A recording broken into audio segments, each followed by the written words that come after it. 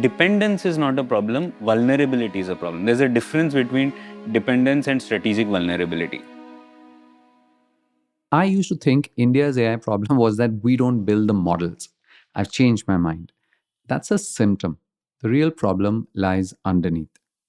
India is one of the most enthusiastic users of AI on the planet, but it owns or controls almost none of it.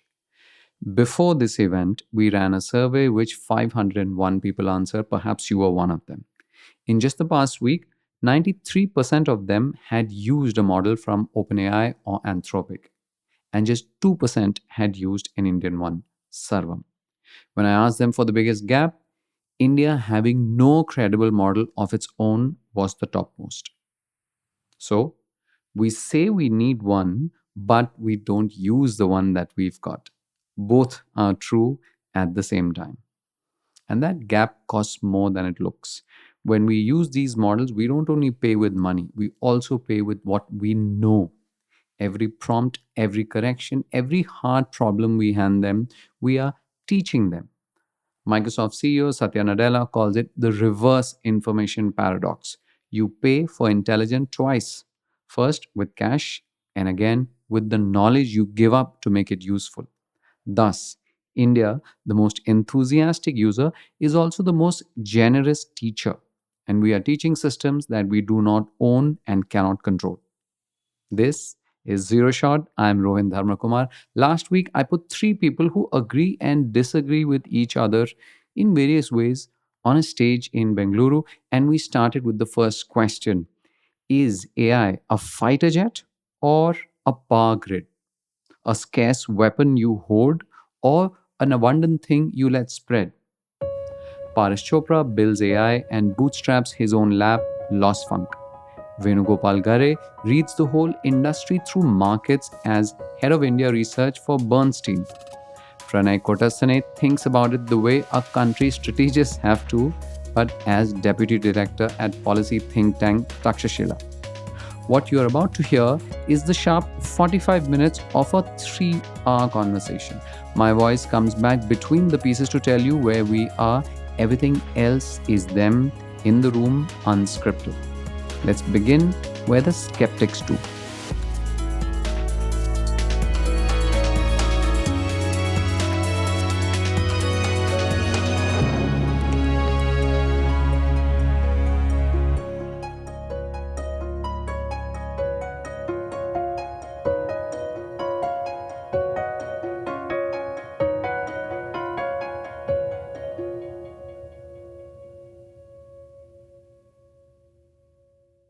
We started where the skeptics start.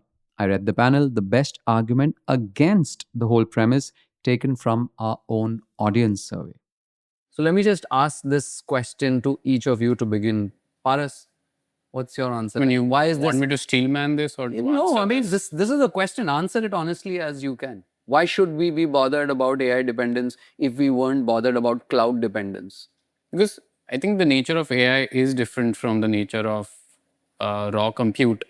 I mean, raw compute is mostly deterministic bits flowing according to the logic you sort of give it, right? I mean, AI in that sense is at a much higher level of abstraction where with those levels of abstractions comes all the downstream consequences. For example, very simple one is the bias, right? I mean, you wouldn't have a bias in a cloud provider because a Python program that runs in AWS is the same that runs in Google Cloud. But AI is not one thing, right? But in many senses, if you get like a raw server or a cloud server, it is a one thing. So in that sense, it's commodity in the pure sense of the word. But I do think like AI in that sense simultaneously is a commodity, but also not a commodity. Why is it not a commodity? Because it's non-deterministic? It's non-deterministic. It comes with the biases of its creator, and intelligence in that sense is a very sort of an English word, right? Where we end up saying something as simple as GPT-2 was intelligent versus Fable is intelligent. So in that sense, that level of difference is several orders of magnitude in terms of its downstream capacity. So I think it's really apples to oranges comparison if we say. All right. So just to be clear, sorry, I'm just in the interest of time, I'm going to keep advancing the conversation. So you are saying that AI dependence is not the same as cloud dependence, and therefore you're refuting the Steelman saying this time it is actually different. It is different. Got it. Venu, what about you? Interesting question, but just to frame what has been suggested, firstly, Ether doesn't make money. Okay, Zomato is just about here and there. Spoken like a true analyst, right? Yeah, Like so- you're saying. And honestly, some of these industries is the barriers of entry are very low in some of these industries because beyond a certain stage, there is no moat. And you're talking about cloud providers, but look at the amount of money cloud providers make. Right? Amazon's success happened only when it moved into cloud. Till 2009, they were not making money in e-commerce. So the reality is this, that I never look at technologies, particularly in isolation, and take a call that whether this is something India should do it on its own or not. I have a broader concept that if we were to peep into the future, there'll be a lot of things which build up on core technologies. So if you are not there early stage in semiconductors, if you don't think about the moving up to lower nanometer, if you're not moving up to there, you will not think about trying to build semiconductor equipment. If you were not in EV cells earlier, way back, you would not think about trying to figure out how to get critical supply chain of minerals and materials into place, which of course could have future applications in the other areas as well. So suddenly, a year back, we realized that we have a rare earth challenge, that, oh, there were rare earth motors, we can't get rare earth. So didn't we think about it 10 years back? And now we realize is, yes, we can make probably motors with light rare earth or probably with, not having rare earth at all. But the reality is that if this point of view and a very strong point of view about AI and LLMs particularly, as a summary for me, was the fact that when you look at policy and when policy tries to create something which ring fences, let's say Indian models, Indian companies in anything, you can't do it if something has already happened. Today, we can't ban things which are already in place.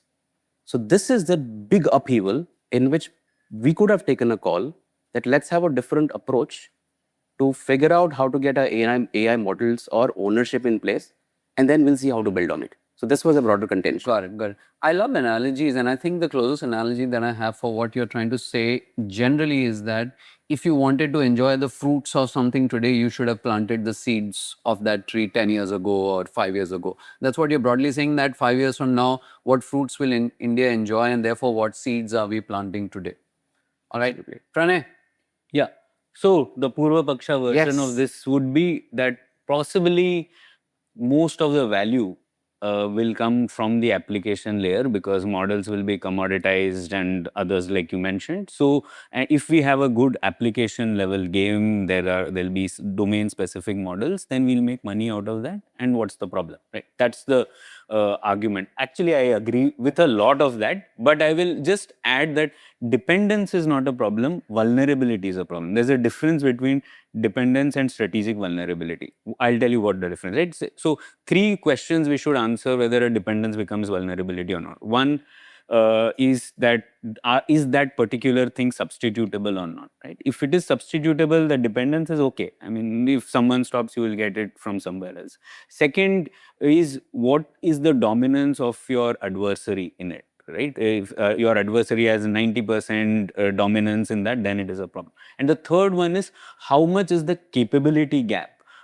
If it were stopped, how long will it take you to build your local ecosystem, right? So for something like an ASML machine, that capability gap is very huge, right? China has been trying for a long time. It takes 10, 20 years. For rarer processing, not so much. You can learn once China puts restrictions, others will learn. So in that sense, these three questions we have to answer. So some of the things in AI, they are on the scope of being vulnerable, not just dependent.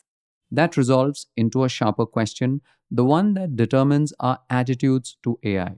All right, let's go with the first question, which is, and I'll explain the question again, which is question one: is AI a fighter jet or the power grid? And I'll explain what that question is. The fighter jet analogy came from one of Venu's reports, why India needs its own deep seek, and his point was cutting edge frontier AI models will continue to get more powerful and they will determine, in scenarios like, for example, if it's a war or cutting edge research, access to those will be like access to a cutting edge fighter jet, right?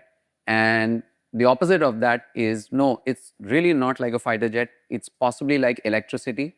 So the more electricity you generate, the more use it gets. So it's more like a power grid.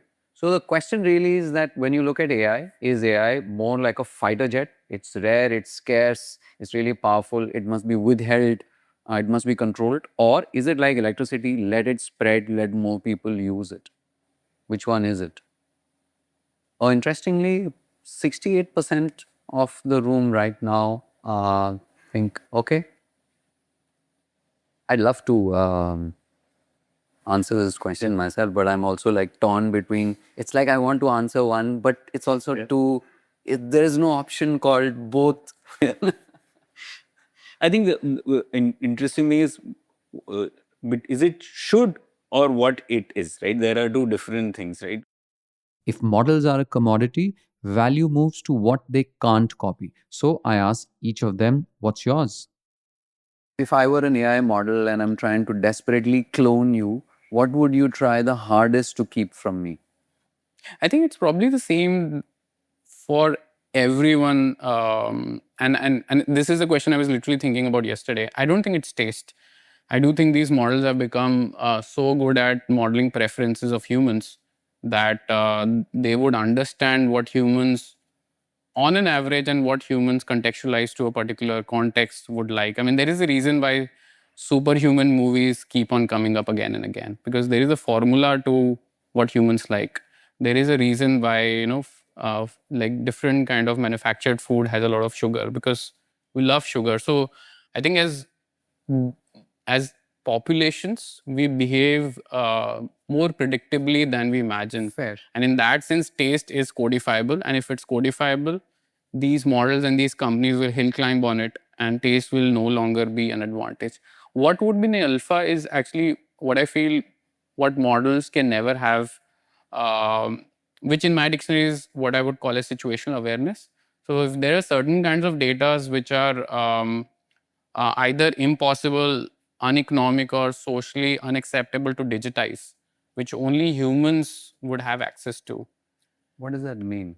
For example, knowing that your boss is in a bad mood today, so what the model is suggesting is not the right thing to do, or whether, let's say, a customer complaint is really about them feeling unfair about what you did instead of the policy. Like these kinds of things, which is where you are situationally aware, being embedded in the real world and absorbing the context around you. This context is something a model will never have. Okay. And that's the alpha. All right. Before we move on, you use situational awareness. Situational awareness is also the name of a AI-focused fund which was launched 2 years ago by a 24-year-old who came out of OpenAI, became quickly $20 billion in valuation, and it collapsed in the recent crash. And just 24 hours ago, it was sold in a fire sale. So that was also called situational awareness, just side context. But Venu, what is your edge? What would you keep from, what is your alpha? What would you keep from an AI model? This is not just one topic, but this has been a aspect of discussion for the last 2-3 years. Even as a head of research, trying to look at the financial sector industry within our firm as to what is it that we need to retain in terms of our capabilities versus what gets outsourced to AI models. So in that entire debate, as we were all thinking through, what we realize is that when it comes to a country like India, we don't really have too much of structured data. Okay. Number two, when it comes to financial industry as well, when you take calls on business models or whatever, it's very unstructured data. And to a large extent, in my view, it's called proprietary data, as we call it as. So the one part, I guess, which still retains is proprietary data, because you're creating the data, which is not existing anywhere to train any model. The second point of view is, how do you get the proprietary data? A proprietary data cannot be achieved in general just like that, because you need to build a network for it. So the human network that some of us individually have built globally over the years is what primarily creates a proprietary data for us, based on which essentially we would take decisions. Got it. To put simplistically, the other layer, of course, is that over the years you would have built intuition to base those decisions, because in a very unstructured industry, which cannot be codified. To give you an example here, that broadly automation, code itself is automation in some way, machine learning models could have created massive quant funds, which could have been so amazing in terms of performance that the entire industry would have essentially moved towards that, right? The example you gave of the fund as well, right? The reality is there is no, the real world investing has different patterns, which is very tough to codify. And that's the beauty of why this industry, this particular industry perhaps, is going to still not get impacted too much by AI because of these specific factors, just very common across the world. Got it. Okay. Pranay? Yeah, at a personal level, right? I'm talking, I think, desire for learning how to learn, purpose, and cognitive autonomy would be the three things I would say, which I would be scared to give. I'll give you an example of this cognitive autonomy bit, right? So, since we work in public policy, we are always thinking about economic growth is important to India, where India is $2,800 per capita income, etc. Now, many of the times when you are discussing or having these brainstorming sessions with Claude and you are discussing India's challenges, etc., right, it will always bring a lens, because the training data will be largely American, etc. concerns. Even if you're asking about growth and how can we be better, it will always bring in questions of inequality. Okay, even though I am not asked for it, right? Now it is fine. I mean, inequality is It's a the classic concern, question of how can you send rockets when you can't afford. Which raises the uncomfortable one. India is the biggest user of this stuff. Why have we built none of it? Anuj, can we jump to slide 17, which is question 15? Because I'm now trying to figure out how many questions we can cover before our break. Why is there no thinking machines or Sakana from India? And I'll contextualize this. India is a large country. We've got one of the largest pools of developers, usage. We've got a vibrant ecosystem. We've got a tech ecosystem, etc. Sure, I think building a frontier model is a game which is hard. Like, forget India. I don't think it's fair to blame India for not having a powerful frontier model, because, I mean, nobody, with the exception of possibly even China, can afford to kind of play that game right now. But there are increasingly many companies which are able to not build frontier models from scratch, but take multiple models, open weight models, small models, etc., use their own research and know-how to train them, stitch them together to come up with newer models of their own. Thinking machines came out of OpenAI. Mira Murati led it. They did a 2 billion round. Their latest model, Inkling, partly used, like, synthetic data from Chinese models, etc. Right? Sakana is in Japan, where again they have a model of models. Right? Why don't we have such models in India, where we have Indian organizations or founders essentially saying, I get it, it's impossible to build a frontier model, but I'm going to experiment and remix and create models for India which are highly contextual and relevant. Pranay, do you want to start now? Yeah. This is, even I have quick wonder about this, right? But let me hazard a guess. One reason I would say is many Indian founders will have access to the American market. They would largely do this as an American enterprise rather than as an Indian enterprise, because the problems of this making something like this are all related to ecosystem outside AI, right? Can capital flow into India easily? Can capital be taken out of India easily? All those are constrained in India. So as a founder, I would think you would do this outside India, whereas all your team would be in India. But the same thing we see with semiconductors, GCCs or other things. So that's what Which is true. We've reported on those stories where most anyone who wants to build an AI business seems to just want to go to the valley and build it there rather than India. Okay, fair. Ecosystem issue. Venu? I think exactly similar things, and this is not just about thinking machines or this particular AI aspect to it. If you look at all through technology developments in the last 20, 30 years, we've essentially not created any business model which is at a global scale. So if you look at tech in India, for example, which is even consumer-facing tech, because most of digital tech, we are essentially consumers of US technology than anything else. hardware as well to a large extent. So what we've achieved success perhaps is local models which are more physical in nature, right? Where physical labor is required, like your food delivery or your quick commerce in some way or delivery in some way, right? These are the kind of things where we have achieved some degree of local companies scaling up and probably doing better than international company. So this brings up this topic that when US builds anything, it builds for the world. It's never building for itself. Number two is even when it builds for itself to start with, it's such a large market that they're able to create and get access to capital because a VC or a PE will eventually think that the chances of success are relatively higher. At least they're not time constrained. So to start with, when you think about India, there are two things which work in place. Firstly, you think about time constraints. Number two, so even if you build this model, do you really know whether you can monetize it or not? That's one part of the story. Number two is India is not helping you and saying that, look, I'm going to ring fence you from every other international model. First, build it here, get scale and sell abroad. This is the China model. They've perfectly done it for 30 years.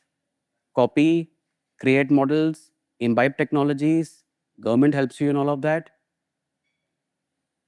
subsidizes losses, all of that eventually create a couple of champions and they export, but they have already ensured that your local country is ring fenced from foreign competition. So the challenge is this. And quite a few of the AI companies that I've been meeting over the years as a third party outsider trying to see how things are, most of them privately tell me that, look, we're not very sure if India should be our headquarters. We should look at probably San Fran as a headquarter and try to build things out there, easier to access capital as well, and faster to access large capital. So it's almost similar to him in such way. But then it's not just a capital creation ecosystem. Both monetization, capital and monetization. I think policy also has a way to play. I mean, in some sense, you have to support, but at least in the initial years of build, and thereafter just leave it to talent and all of cash flows. Paras? Yeah, I mean, the domestic market is not there, right? And I mean, you fine tuning and hosting a custom model only makes sense if you have enough inference load that you're able to amortize the whole. If you're just doing like small inference loads, then just using these pre-trained model makes sense, foundation models. So you have to have enough volume of inference to justify having your own fine-tuned model. And in India, I don't think we have those kinds of loads justifiable right now. Got it. And in that sense, I think government could play a role in terms of being like a guaranteed buyer for inference, at least for non-critical applications. And if you have to target the international market, many founders are simply choosing to be in SF. Many Indian founders are choosing to be in SF. So Fair. I just have a follow-up question to what you said, that there aren't enough inference loads. One of the factoids I saw from your reports was that India is one of the largest markets for both Anthropic and OpenAI. If I'm not mistaken, it's what the largest. Absolutely. or- See, the thing is, they don't share token numbers. So we don't know how much token is being consumed. Right. In terms of user base, it's one of the highest That's right. globally. Right. yeah, I would be very surprised if token-wise India is the highest. We don't get the data. And you also need like per organization token load to be high, not like spread across like the whole population. Because what Thinking Machine does is that you customize your own model, you host it yourself. Got it. Which brings me to my next question, which is question 6, which is, why is there no Indian Hugging Face? Now, Hugging Face is this platform that allows all sorts of models to be hosted, custom applications to be hosted on that. So maybe it's Hugging Face, maybe it's Open Router, maybe it's Neo Clouds where there are multiple open weight. But if you really think about it, let me phrase this question by routing it through Pranay. Pranay, you said you used open weight models. Where did you use them from? Yeah, so generally, I mean, just buying. Was it an Indian host? No, I don't think there are Indian hosts. So my question here is slightly sharper, saying that if we're seeing the explosion of very capable open weight models, and if we are seeing suddenly that, look, there are, like, I want to use Kimi, where do I use it from in India? I want to use GLM 5.2, where do I use it from India? I want to use the latest DeepSeek Flash, where do I use it from in India? That is an unaddressed problem. Why is it, while I buy the argument that it may not be worth someone's time to fund the creation of a new model or a lab, etc., because there is risk. Why isn't inference also being solved for from in India? I think it's the same question like why there is no WhatsApp equivalent for India, why there is no Apple equivalent for India. I mean, if you are in a free market and you have like a superior product, you would go with that, right? And so and even with, I mean, Hugging Face and Open Router may look like quote unquote simple things, but they're anything but simple. I mean, the kinds of inference loads Open Router does and the kinds of things they need to do in terms of caching, routing, failover and stuff like that. It's not just trivial to get to the frontier for what Open Router is doing, even Hugging Face is doing. I think the relevant question is that what should exist in the next 2 to 5 years that we build now? I don't think it makes sense to compete with what has already been built. I mean, this is the Michael Porter's classic thing, right? Competition is for losers. Like, you wouldn't go head to head to compete with something which is already good. There's one Indian model everyone names and almost no one uses, Sarvam. All right. Can we go to slide 21, which is question 8? All right. Now, one of the questions that we asked in our survey was, which models do you use? And 93% of people had used either an OpenAI or Anthropic model in the last week. And just 2% had used, I don't know who those 2% were. I mean, I would love to know. But now, there used to be this narrative that, look, Sarvam is India's sovereign model, right? But that's a very narrow definition of sovereign, because why is it India's sovereign model? I mean, why is it India's foundational model? And my thinking also has evolved on that as I've had conversations, because now I think the risk has moved from India does not have a sovereign model to India has Sarvam as its sovereign model, and everyone must now use Sarvam, because so it becomes sort of like this narrative. So is there a real risk that we end up, trying to chase that goal of saying everyone must use, and I'm using Sarvam, maybe Sarvam, maybe it's Bharat Gen, because they are India's sovereign models, and that is worse because it kind of like, attaches us to like, poorer models on any benchmark that you take. Is this a real risk? You're the policy and geopolitics guy. Is this a real risk that you see happening? Because no, I don't see that happening. But I'll just give you context that domestic mandates are becoming a thing in today's geopolitics, right? You are seeing OpenAI offering 5% stake to the US government buying. And apparently Sarvam also did yesterday. Yeah. One of my colleagues was... There is news on that, right? And not just in AI, right?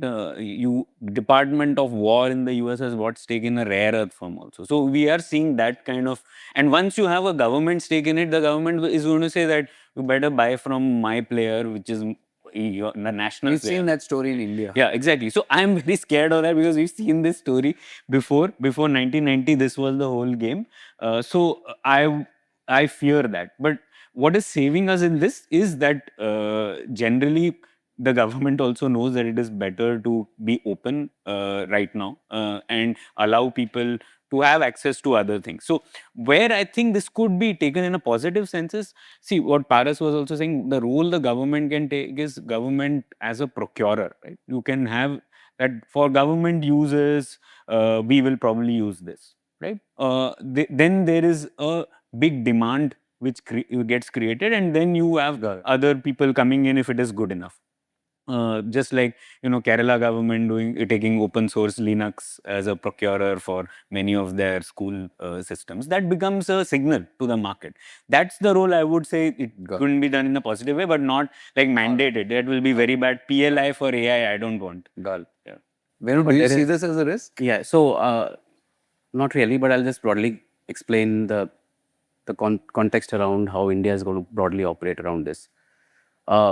Firstly, we don't, as a country, have the capability to create a firewall equivalent from a terminology perspective what China has done, right? Saying that we're not going to allow international companies to be there because we can't control the narrative, we can't control the data, we can't control a lot of things, right? And that's a daily struggle that Indian government has, and more recently with Meta, for example. So Should we be doing that? So, I mean, honestly, we can't do it, right? We If can't we do it. could, should we be doing? So let me put it this way: it is. I mean, if you were to ask me, we should have done that 30 years back. Okay, and the reality is this, and I'll have a broader thought process about why that was critical, because it also boils down to your dependence on imports, right? Now, it's very easy to say that it doesn't matter if the dependence on imports is there. By the way, rupee is going to structurally depreciate. 95 is a very small number. It could be 150 in 5 years. So the problem starts there, so then your purchasing power also reduces a country.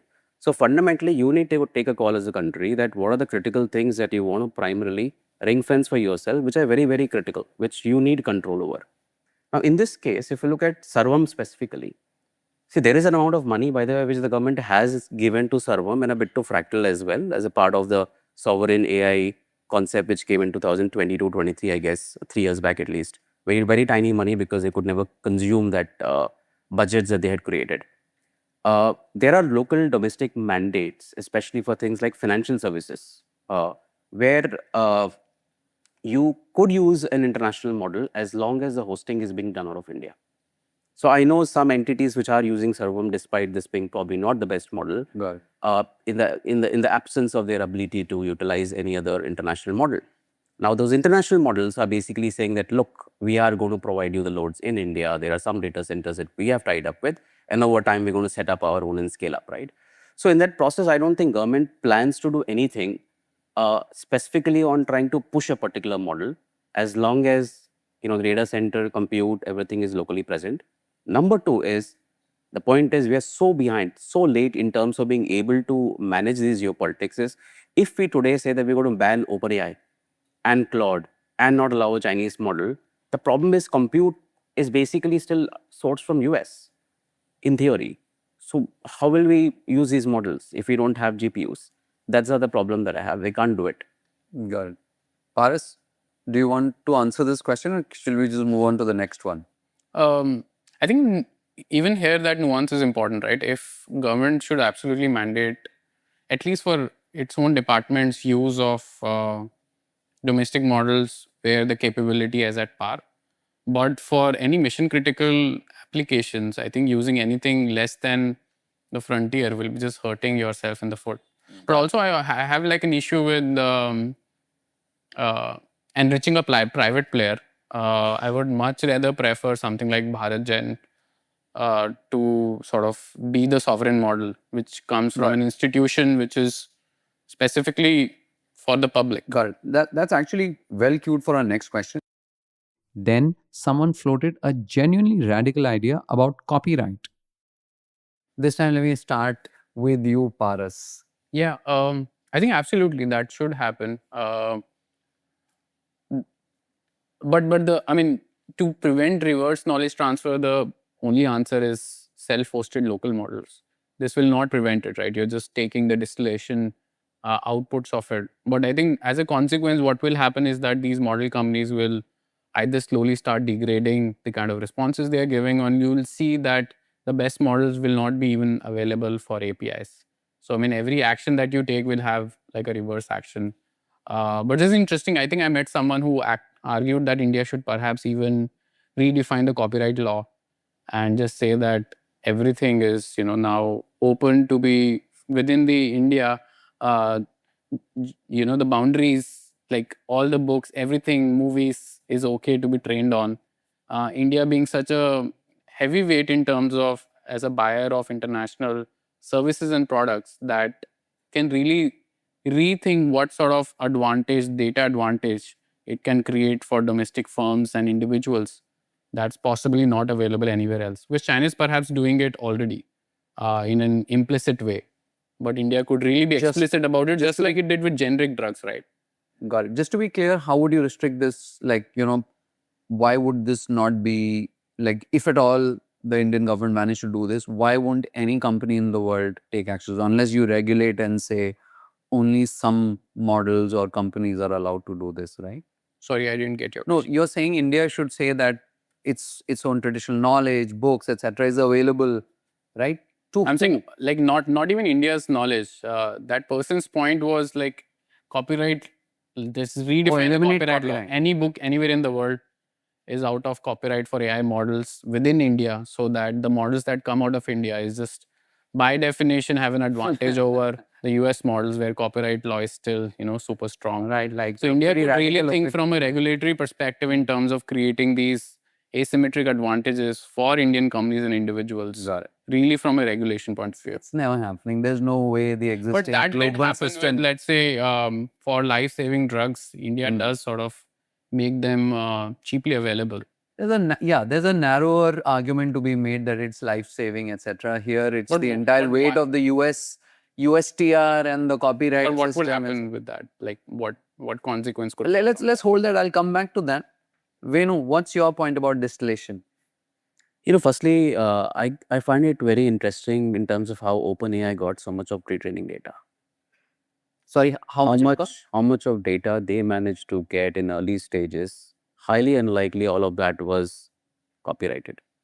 So even US models would have figured out ways to use non-copyrighted data, and there are a lot of talks and discussions about how that happened. And there are cases also, like, where entire the Method libs also- torrent, yeah. like, torrents being used to train, etc. So US models were also not, sort of kosher in the sense of, using copyrighted data, and China, of course, slightly behind its sort of distill. So Claude has been talking about, distillation from the Chinese models. Earlier it was DeepSeek, now it is Kimi. So the reality is, I wonder if any regulatory aspects can come into picture around this, because I don't think anything will come out of those cases. Eventually, it is refined output that you are trying to distill. It is not the raw data in some way saying this is the question, this is the response using the refined data. I don't know if it's any policy should be built around this. I think people want to distill, let them distill. Got it. Pranay? Yeah, so just picking up here, right? US, the White House tech advisor has on record saying that China did a lot of distillation, especially Kimi Moonshot AI, using the NVIDIA Blackwell servers in Thailand, right? And so if distillation is I think I'm in favor of distillation. It's not because the government has stopped it that it is not happening. If we would have had the capability, we should have had distilled models. So we should have distillation. I am completely, it's, and the pharma analogy is not with generics actually, because generics is largely about after the patent expires, right? But where you're right is that India used to have this compulsory licensing regime for pharma, right? So if for some things they are so important that we need to do. I don't think we have to go there, because right now also you can do distillation intelligently, right? That's what the Chinese firms are able to do.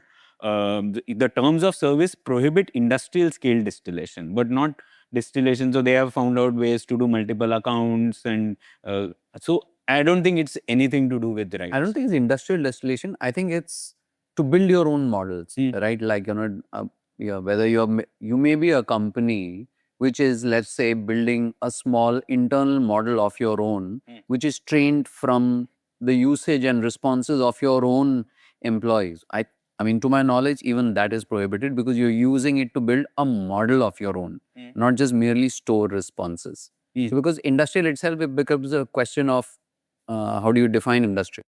2 hours in, we stopped arguing about problems and tried to define what winning even looks like. And on that note, let's dive in to solutions. Part 2, what does success look like? Before we design a system to solve for India's AI issues, I think it's important to understand, because Indian tech policy, Pranay, you'll agree, is littered with examples of the policy comes first, and then someone asks, what is the problem that you're trying to solve, or what does the solved version of this policy looks like? Most of the times we end up discussing, why does this policy exist? What is it trying to solve? So to prevent that, we thought, let's first define the goals, right? What should things look like in the future, and then figure out what we need to do in order to get to that future. There's a word here which is called evals, which is very hot in the AI world right now. So much so that everyone, again, like I refer back to Satya Nadella of Microsoft saying, private evals, every organization must have its own private evals, they're your IP. Evals is nothing but evaluation and evaluation criteria. I think Paras, I have an answer, but I'd love you to answer. Why is evals become so big? What's your definition of evals? To the extent that people are saying, look, evals are an organization's IP. Guard them really well in the age of AI. What is an eval? So AI is really good with hill climbing on whatever problem you are able to precisely define. And so the vaguer the problem, the looser the performance of an AI. I mean, it's similar to humans also. If you have a really smart person and tell that person, go get me more revenue, it's hardly actionable. But if you're able to very precisely uh, define what's the process of getting to revenue, maybe you talk about that it requires segmenting the market properly, looking at the products and then comparing them, looking at the purchasing power. So evals is nothing but really precisely defining what does a good outcome for a task look like. And when Satya Nadella says that's the IB, I think that's true, because more and more what will happen is that whatever precise function you're able to define, like what you need as a good outcome, you can have these AIs and agents sort of let loose on it, and they'll simply hill climb on it. So nobody can tell you what a good outcome looks like. So if you've had this domain expertise built over the last 20 years in terms of knowing this is what this is what a good part looks like, this is how value gets created, this is what you must never do. And it's not broad. I think the eval is really about it's not broad. It's that 100 things of the long tail of what to do and what not to do.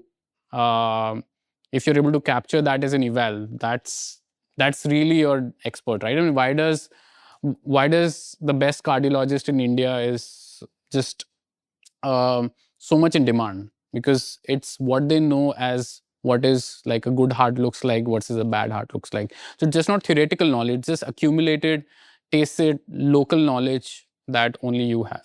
Girl. Venu, do you have a point of view on evals?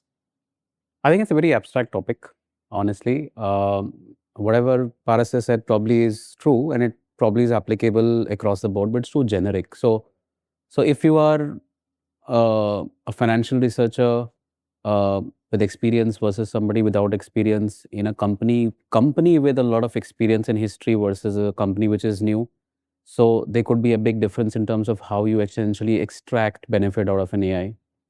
The other thing, I guess, is also about how organizations essentially go about deriving benefits out of a new system. Because honestly, my read, even last year and beginning of the year, is I felt AI was being aimlessly used. Perhaps because it was experimentation. And it was cheap. And perhaps it was cheap. Nobody was really monitoring spending, and that's why things are getting tightened even in global tech. I think Uber's Dara probably just came out saying that, look, I've spent $200 million. I have no idea of what ROI came out of it. So in that sense, I guess there has to be some tightening of, this aspect as well. Organizations need to think through on Girl. All right. Pranay? Yeah. See, in policy, since you began with that, we talk about inputs, outputs, outcomes, right? And in that sense, outcomes are important now because your inputs can be done by AI. But one layer above outcomes, questions that you ask are more important, right? Because answers can be gathered by agents, but what are the questions you are asking becomes really supremely important, right? That's one thing. And just to connect this to a conversation we had earlier about what is your alpha? Paras, actually, it's interesting. If you ask a question, go increase the revenue. From a human point of view, that might be more energizing, motivating, because you're giving the human freedom to choose this in different directions.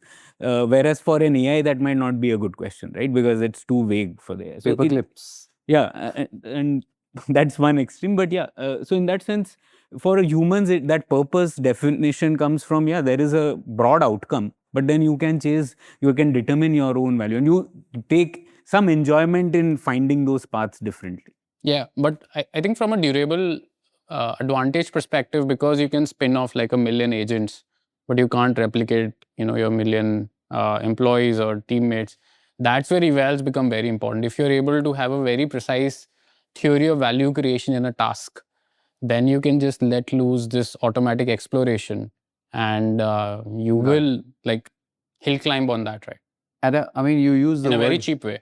you use the word hill climb, and I'll come back. The simplest analogy for me is that, especially with AI, if you tell it to do something and you don't define the outcomes very well, there it has the ability to generate very convincing answers which you will never know are what you set out to solve for. And there's a certain amount of, you know, self-fulfilling which is involved in that. This is very convincing, and when you tell it something else, yes, I completely. So evals for me is nothing but be clear what the outcomes that you want from this process are, so that at the end of that process, you know, did you achieve those outcomes with the constraints that you defined. So let's jump to the first post-break poll.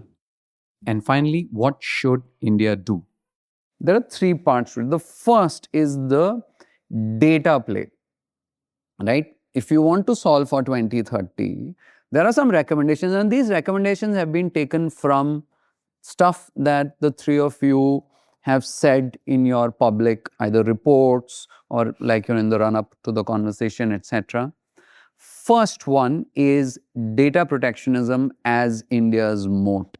Fine, let's accept the fact that we do not have our own, you know, NVIDIAs or tensors, right? Like, you know, we don't have that compute. Let's accept that the bus to build a sovereign or a, you know, foundational frontier AI model has gone, etc. Accept it, right? What do we have? One of the things that we have is a data-rich economy with multiple sectors, use cases, etc. And that should be our moat, and we should not let that wither away. Therefore, we must have policies that allow India to retain and control access, to refer back to earlier thing that we said, you know, control is important, right? Vertical data, which is coming from India. It could be sectoral vertical data, it could be linguistic data, it could be data which nobody else has access to. But this is, and it is no longer as it is available to everyone. It is in some senses, look, this is India's moat and advantage, and we must put policies that ring fence it, right? So that anyone who uses it creates something which benefits India. Right? Remember at the beginning of the conversation, I had said that this is not a view from the middle event. Ultimately, we are moving to solving a problem for India. Therefore, the recommendation that you will see will always be that. Second thing, whatever these data sets are, they should become, in some senses, like, you know, defensible, and they can be used. Like, we use some examples. I just use companies as placeholders there. These allow, you know, smaller LLMs to emerge from Indian tech companies, etc. And they create very specialized models which are based on that, which work well for Indian context. Third, strong focus on building domestic training capacity. You take these LLMs, marry them with vertical champions, and create that ecosystem, right? I don't know, at some point I feel like a lot of this is just, you know, even more wishful thinking than we will have a universal basic income and we will magically just, like, you know, cross over to developing world. But hey, we can hope, right? Open ecosystems, frugal innovation, and, you know, all of this married together. This is part one, right? Part two is, okay, data is one set of assets. What are the rules around that we should set? Some of this exists, some of this doesn't. Finance, banking insist. I mean, like, we have those rules already, we mentioned, like RBI has rules around where financial data can sit. You extend those rules to inference as well in specified domains. The rules are very clear, defined at an India level, not at a contractual level between one company and one service provider, but defined at an India level, saying that everyone who does inference in these areas needs to follow and obey the same rules, right? Second, sounds like common sense, but I don't think India has explicitly committed to that as policy, saying that, look, this is what our goal will be. Our goal is going to be diffusion. Our goal is going to be, this is more like the electricity grid. Therefore, our policies will support as many models as possible. We are not going to put our thumb on any one model per se. Instead, multiplicity of models, let consumers, have choice, but everyone respects the same rules which are defined, right? What is the stack? Define it and ensure there is competition in us. Like this, again, easier said than done in the context of India and policy. How do you incentivize competition? But that must be done. If there is inference layer, how do you ensure that there is competition at the inference layer? If there is a model layer, how do you ensure that? If there is a training layer, if there is an orchestration layer, number 2 choice in our evals was open weights and give us choice. I think the audience is also saying give us choice, but choice only comes if there are enough players, which only comes if government policies are encouraged around creating competition and making it possible for competition. And I think this point came from you, if I'm not mistaken, Pranay. Your point was, look, keep government out of active AI policy. The best thing that the government can do is not to intervene in AI policy, but essentially solve for things like capital. Make it easy for capital to come and go. Make power generation and distribution easier so that, if it's data centers, if it's inference, etc., they are not throttled by power, right? Because, this is an ecosystem problem. So, and you also mentioned, interestingly, defense partnerships with EU companies. I'll let you explain what that is, but I'll come back to each of these. And then the next one, what are the bets? This also interestingly came from you. You said, look, our dependence on NVIDIA also exists because of CUDA, and everyone who has to write, use NVIDIA chips also has to use NVIDIA's programming and language to do that. The government should fund some kind of a open source translation layer, which kind of removes the dependence on NVIDIA's not just chips, but the language itself. Big GPU switchable layer. Correct. Prioritize chip design firms which are building inference processors and AI accelerators. And incentivize, actively incentivize, don't just make it easy, but incentivize the hosting, training, and inference around open weight models. I don't think that's explicitly incentivized. There are tax holidays around setting up of a data center. So the point of such a policy is that if you say anyone can set up a data center, the money is going to flow around existing patterns of investment, right? It will be the same companies, the world's largest companies, the world's most biggest models, essentially using those subsidies. Last point was create a set of commons. I think we spoke about this. Mandate domestic models for all non-critical functions.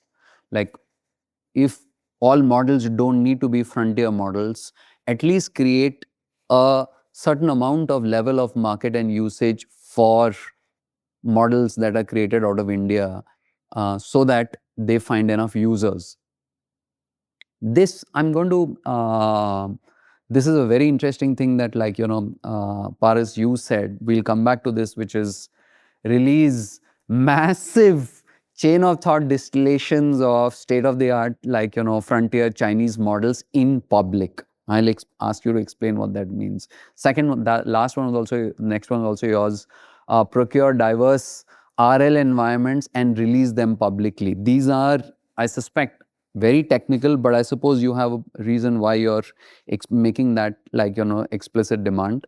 And you also said, give full travel sponsorships to Indian authors who get any accepts in a A+ conference globally around tech and AI, because your argument was that, look, if you want to ensure that Indian researchers, this is a rounding error, from the Indian government's point of view, but create that pipeline. So this, in some senses, is the the solution. That was Zero Shot, the Ken's weekly podcast on the biggest developments in artificial intelligence. Our hosts and commentators are Praveen Gopalkrishnan, Rohin Dharmakumar, and me, Brady Ng. Our sound engineer is Rajiv CN, who makes everything sound spectacular. Don't miss our Zero Shot columns, which are published every Saturday. We'll be back with more for this podcast next week.